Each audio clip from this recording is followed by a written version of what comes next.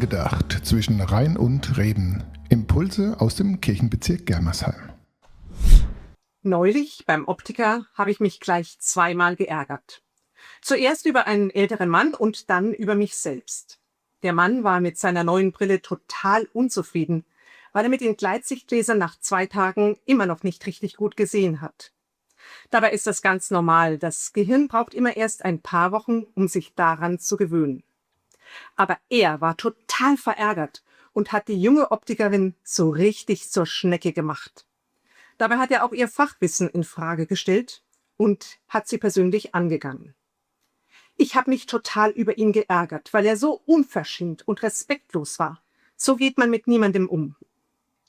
Alle waren heilfroh, als er endlich den Optikerladen verlassen hatte.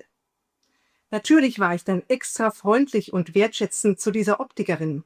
Habe ihr gesagt, dass es mir echt leid tut, wie unverschämt sie gerade behandelt worden ist. Aber das reicht eben nicht.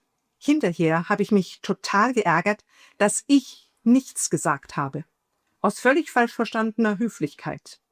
Deshalb habe ich mir vorgenommen, Mund aufmachen. Immer wenn jemand von anderen in respektloser oder verletzender Weise behandelt wird. Liebe deinen Nächsten wie dich selbst, sagt Jesus. Liebe heißt hier nicht wegschauen, weglächeln oder nur perplex bleiben, sondern sich einsetzen. Also Mund aufmachen und freundlich, aber klar ein Stoppschild zeigen.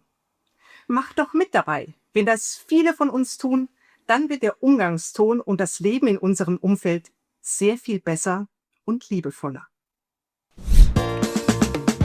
Angedacht zwischen Rhein und Reden. Impulse aus dem Kirchenbezirk Germersheim.